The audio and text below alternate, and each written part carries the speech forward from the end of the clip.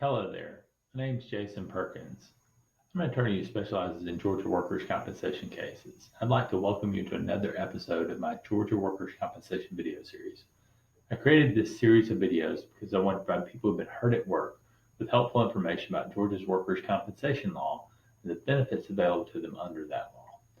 Today, I want to talk to you about your weekly workers' compensation check that you may be receiving if you've been hurt at work and you're out of work as a result of your injury, or if you've received a permanent partial disability rating.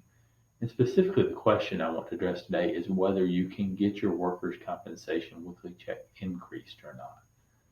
Let's talk first about how the amount of your weekly workers' compensation check should be determined. In Georgia, there's three different ways for determining it. The first way is they look at what you averaged in the 13 weeks before you got hurt. They take an average of that amount, that's called your average weekly wage, and the workers' compensation pays you two-thirds of that amount, and they pay a weekly check. Now, if you didn't work what's called substantially the whole of the 13 weeks before your injury, then the insurance company should look to a similar employee with the employer who did work substantially the whole of the 13 weeks before you got hurt. And they should use the average weekly wage of that person. If there are no similar employees and you didn't work substantially the whole of the 13 weeks before your injury, then the insurance company should look to what's called your full-time weekly wage. Um, and that's how Georgia law sets up determining what your average weekly wage is. And again, the insurance company, when they're paying you workers' compensation checks, should be paying you two-thirds of your average weekly wage up to a maximum amount set per week by Georgia law. The current maximum amount in 2020 is $675 a week, but that maximum amount changes depending on when you were injured. Now, once we've looked at how your average weekly wage is determined, it's important to understand that the insurance company many times doesn't determine your average weekly wage correctly. Sometimes they don't add up the numbers right, and they pay you too low. And so you're not receiving the amount of weekly workers' compensation benefits that you should be. I would estimate in probably about half of the workers' compensation cases that I start representing people on, they're not receiving the correct amount that they should be. So it's important to look at this issue and determine whether the insurance company is paying you correctly.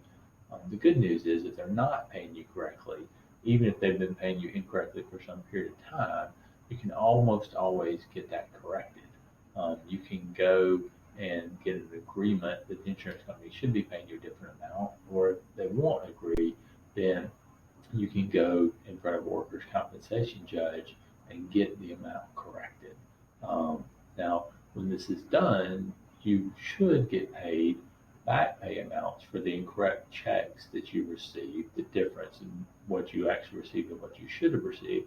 And you should also receive late penalties if the insurance company was underpaying you.